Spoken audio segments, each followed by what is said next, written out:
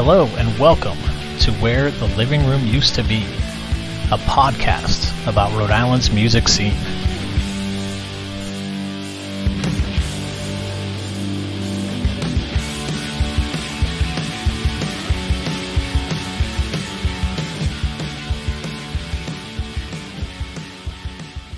Hey everyone, it's James. On this mini episode, you'll hear Mopes pass along some advice on how to be a better performer, why he thinks there's a need for experimentation with your own sound, and he shares his creative process with writing lyrics and beat making. One of the songs that Mopes references is A Parting Gift from his latest album, Unwound, and you'll be able to hear that at the end of this episode. Thanks as always, and enjoy!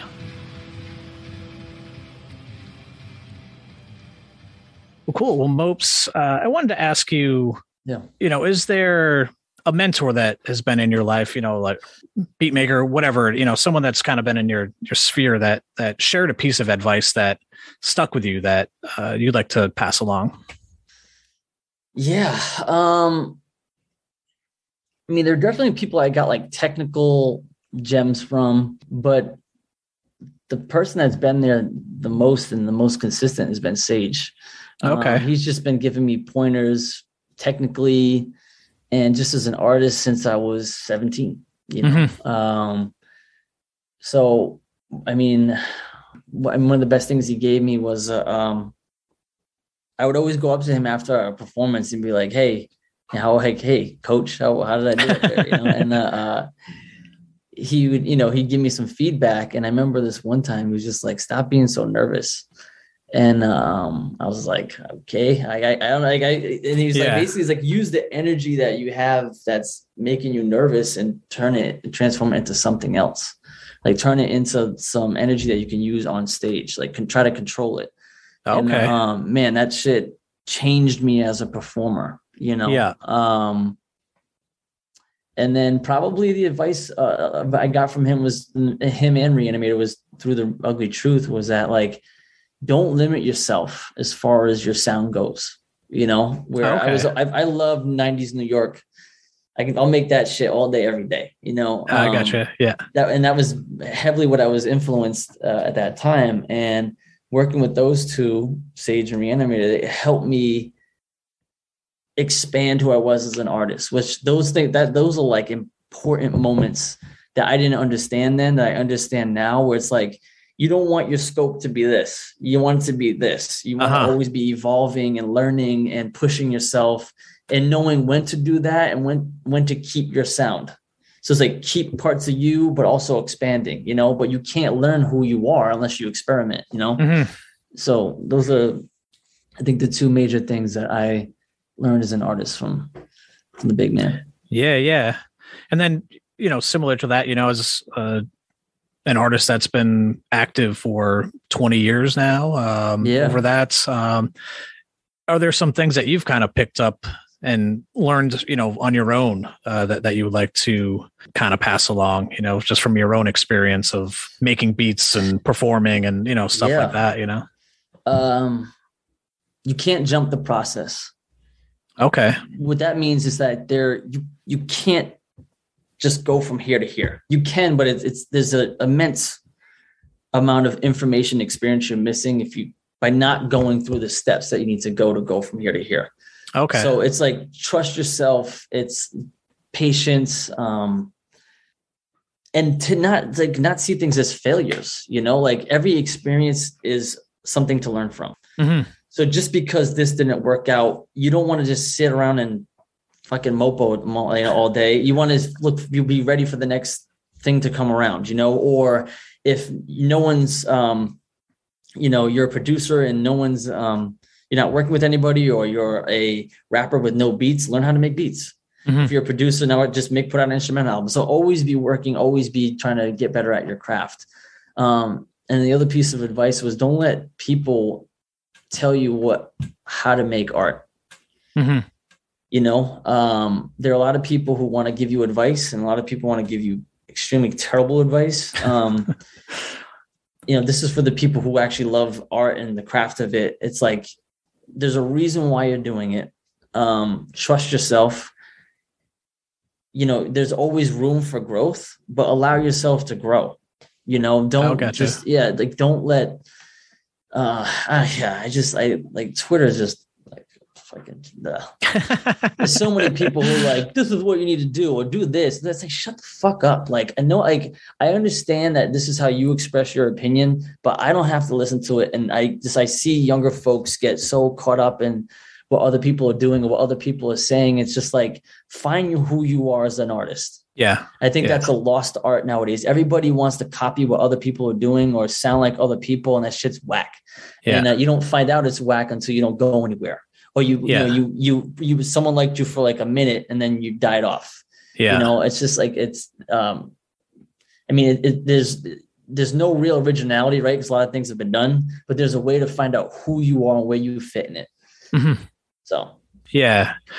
No, yeah, I can kind of see that as well. Like there just seems that there's like the shiny object or whatever. And it's like, oh, this worked one time for this one person. So everyone just kind of swarms in there. And it's like, that might not, it's not totally work. Or you don't need to change who you are, or what you're thinking, just to all of a sudden try to do that one thing that's a fad right now. Like people are extremely reactionary to, and I get it, because the industry is so, kind of flimsy. It's just like nothing really, it feels like a house of cards in a lot of ways.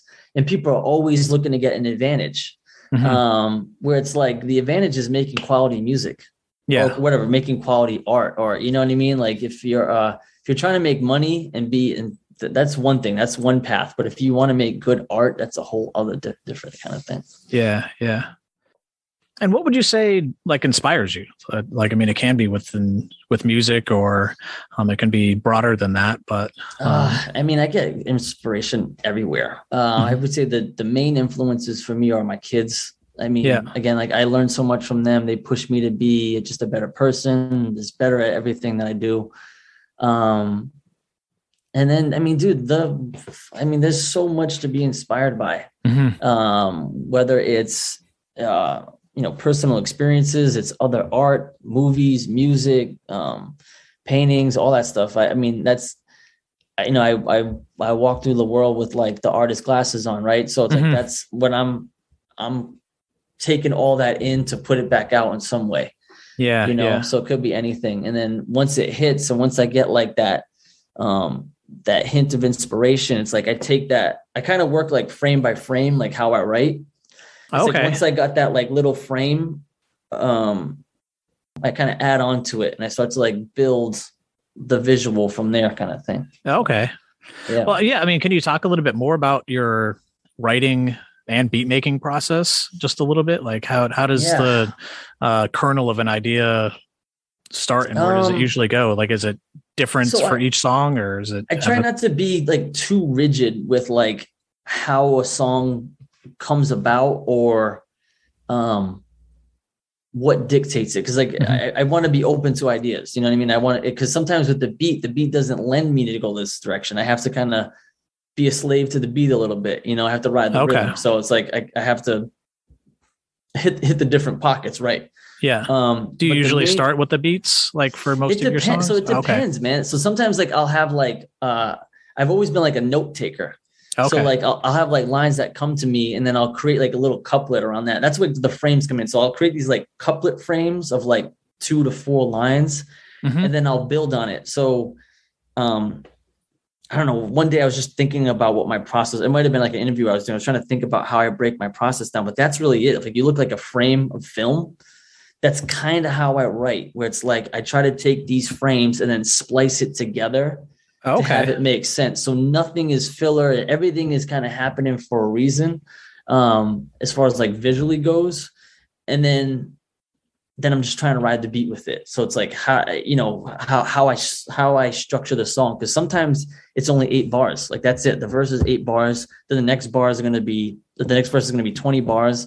And the next verse is going to be 32 bars. Like A Parting Gift, like the last song, it's just like this long ass verse, a hook, a shorter verse, and then a hook, and then it's like the song fades out. It's like I broke all like, and it's almost like a 5-minute song. You know what I mean? Yeah. And then I Made in Brockton. It's just like one long verse. There's no drums on it. It's like here. So I kind of try to let the idea breathe a little bit, and be its own, but I have like the same kind of foundation when it comes to writing of like how I visualize what I'm writing.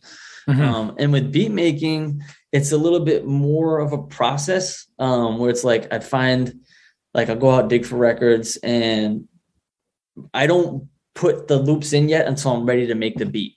So I don't sample things in yet until I'm actually, because once I'm like, I just have like laser beam focus onto what I'm listening to. And like, as I'm recording the loop or the song I want to sample is the main loop, I'm thinking about what the drums are going to be. So it's like, it's this whole like embedded process for me.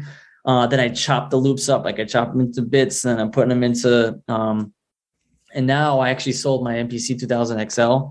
And I have an Akai MPK Mini 2, which is like the keyboard with the pads. Okay. And just Logic. So I have this really simple portable setup. So I chop all my samples up, chop all the drums up, and then I just kind of go. It's like I'm preparing like a soup. You know what I mean? It's like I chop everything up, put it in the pot, and then I'm kind of, rearranging it and mixing it all up and stuff.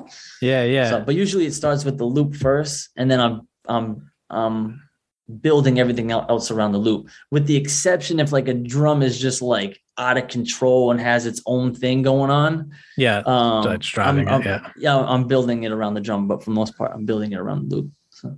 Yeah.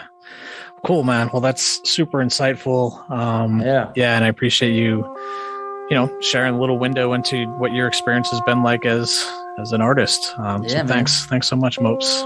Yeah.